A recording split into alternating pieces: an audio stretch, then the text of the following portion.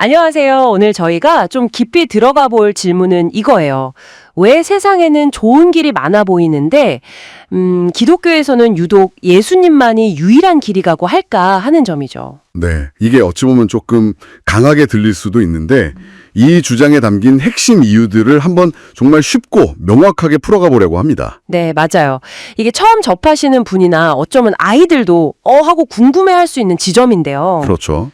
사실 이 주장의 시작은요, 우리가 보통 생각하는 종교 개념하고 기독교에서 말하는 복음, 그러니까 그 기쁜 소식 네. 사이에 아주 근본적인 차이가 있다는 데서 출발해요. 아, 종교와 복음의 차이. 자료에서도 그 점을 딱 짚어주던데요. 재밌는 비유가 있었어요. 네네, 그 담벼락 비유 말씀이시죠? 네, 맞아요. 아주 높은 담 너머에 보물이 있는데 대부분의 길은 자, 이 사다리 줄게. 네 힘으로 열심히 올라가 봐. 이렇게 말한다는 거죠. 그렇죠. 인간의 어떤 노력, 선행, 수행 이런 걸 강조하는 셈이죠. 네. 그런데 복음은 완전 다르다는 거예요. 네, 복음은 이렇게 말해요. 저 담 너무 높아. 당신 힘으론 절대 못 올라가요. 그런데 있잖아요. 정말 기쁜 소식이 있어요. 오, 기쁜 소식이요? 담 너머 주인이 당신을 너무 아껴서 직접 담을 넘어와서 그 보물을 당신에게 그냥 선물로 주기로 했어요. 이거예요. 아, 그러니까 내가 가는 게 아니라 주인이 나에게 온다. 그렇죠. 인간이 신에게 가려는 노력이 아니라 신이 인간에게 먼저 찾아왔다. 이게 핵심 차이인 거죠. 와, 그 비유 들으니까 정말 확 와닿네요. 근데 그럼 궁금해져요. 왜 신이 직접 와야만 했을까요? 우리 힘으로는 왜 안 되는 걸까요? 네, 그 문제가 뭐냐면 바로 죄라는 겁니다.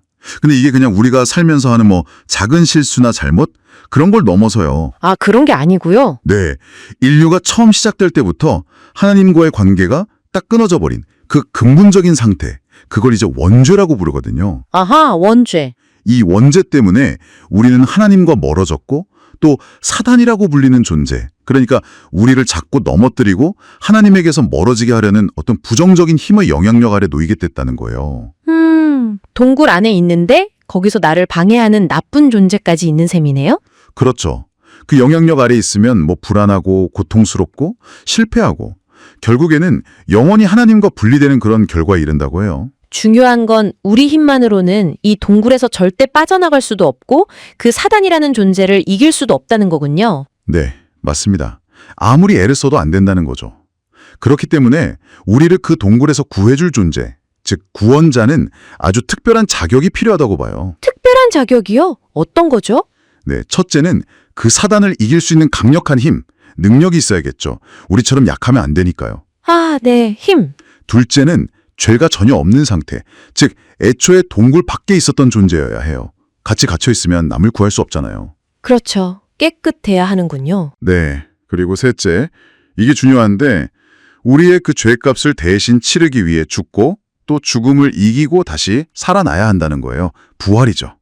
그게 구원의 확실한 증거가 되니까요. 와, 힘도 있어야 하고 죄도 없어야 하고 죽었다가 다시 살아나야 하고 굉장히 까다로운 조건인데요. 그렇죠.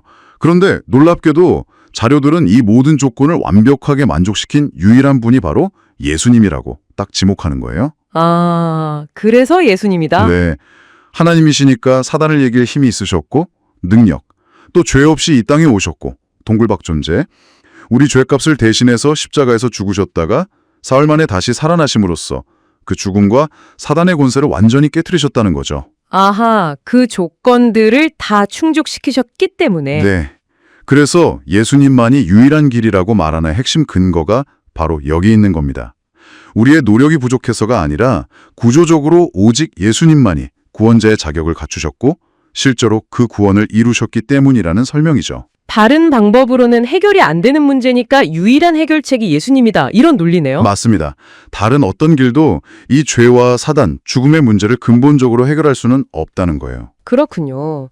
그럼 그 예수님을 믿어서 구원받는다는 건 구체적으로 우리에게 어떤 의미가 있는 건가요? 그건 말 그대로 동굴에서 완전히 나오는 것과 같아요. 죄 문제에서 해방되는 거고요. 해방. 네. 그리고 그 사단의 영향력에서 벗어나서 하나님의 자녀라는 새로운 신분을 얻게 되는 거죠. 그리고 이 땅을 사는 동안에도 하나님이 주시는 평안과 도움을 누리고 더 나아가서는 죽음 이후에 천국에서 하나님과 영원히 함께 사는 것까지 포함되는 거예요. 와, 정말 엄청난 선물이네요. 동굴 탈출에다가 신분 상승, 현재의 도움, 영원한 삶까지. 그렇죠.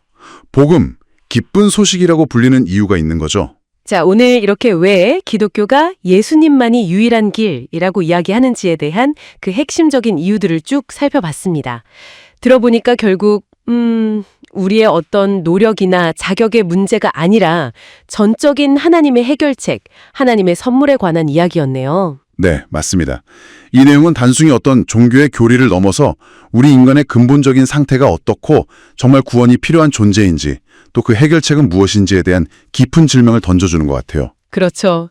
내 힘으로는 해결할 수 없는 문제가 있고 그 유일한 해결책이 주어졌다.